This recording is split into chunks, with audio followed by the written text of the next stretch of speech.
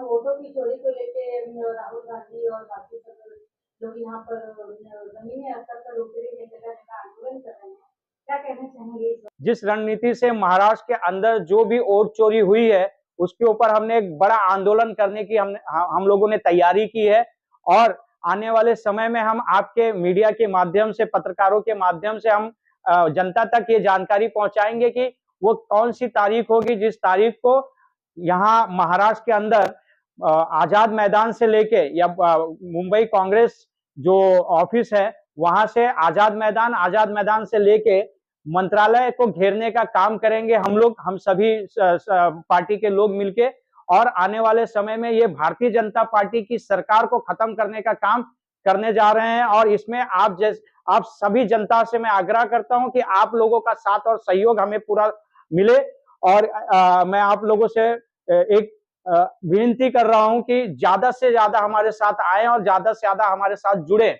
और ये वोट चोर गद्दी छोड़ का जो हमने एक अभियान उठाया है, हमने जो एक नारा लगाया है, इसमें इंकलाब जिंदाबाद के नारे के साथ आप लोगों को भी हमारे साथ हमारे सहयोग में आपको आना है। इस बार भारतीय जनता पार्टी जो हमारे देश में जो फर्जीवाड़ा कर रही है और जो फर्जी वोट लेके जो सरकार में आई हुई है, इस सरकार को खत्म करने का हम काम करेंगे। जैसे हमने पहले गोरे अंग्रेजों से लड़के इस देश को आजाद कराया था, अब ये काले अंग्रेजों से लड़ने की शुरुआत है।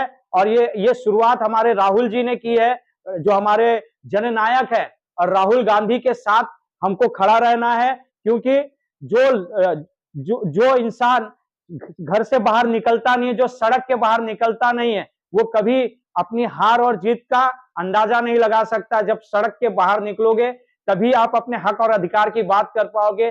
जैसे शिक्षा, आपके शिक्षा की बात अगर आप करते हैं, आपके मान सम्मान की बात करते हैं, बहू बेटियों के इज्जत की बात करते हैं, तो उसके लिए आपको ये कानून बचा के रखना पड़ेगा। और इस कानून की लड़ाई को और इस आपके अधिकार की लड़ाई को, वोट की जो चोरी है उसकी लड़ाई को जो राहुल जी ने शुरू किया है, उसको खत्म हम सब जनता मिलके करेगी और राहुल जी का साथ देंगे हम।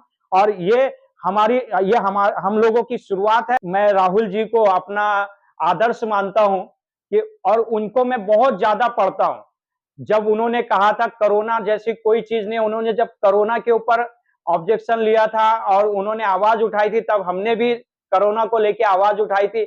जहां जहां पे राहुल जी ने कहा ये सब चीज फर्जीवाड़ा चल रहा है और इस देश को सिर्फ बहलाने और फुसलाने का काम चल रहा है, हमने भी सेम वो आवाज उठाई। और राहुल जी के साथ हम हमेशा खड़े रहे हैं और खड़े रहेंगे, क्योंकि हमें पता है सच्चाई से अगर किसी को इस देश को चलाने वाली कोई पार्टी है तो वो कांग्रेस है। और उस कांग्रेस के साथ हम जैसे सिपाही हमेशा खड़े रहे। इल्जाम जो लगाया गया बीजेपी के ऊपर कांग्रेस ने, कितना प्रभाव मिलेगा, कितना फायदा मिलेगा कांग्रेस को? सर, समय का इंतजार करिए, आने वाले वक्त में आपको बीजेपी कहीं नहीं दिखेगी और ये खत्म है। जैसे मैं लोगों को हमेशा, अपने लोगों को कहता हूं कि किसी को कुछ नहीं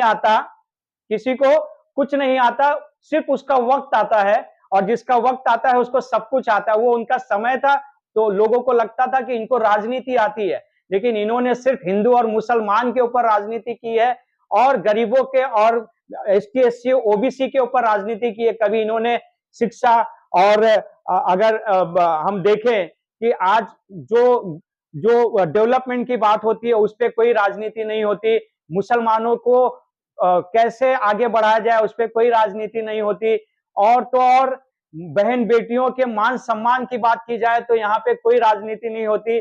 हम यहाँ पे जब भी हमने देखा है तो यहाँ पे सिर्फ तोड़ने की बात हुई है, जोड़ने की बात नहीं होती।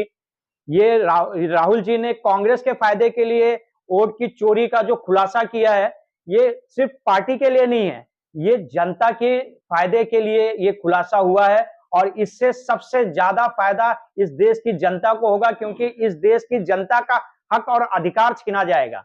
जब आपके पास वोट नहीं हो, वोट का ताकत नहीं होगी, तब आप सरकार बना नहीं सकते, सरकार गिरा नहीं सकते। जब सरकार बनाने का और गिराने का अधिकार आपसे छीन लिया जाएगा तो सबसे ज्यादा नुकसान तो आपका ही होगा ना। तो इसलिए जनता को जागरूक होना बेहद जरूरी है।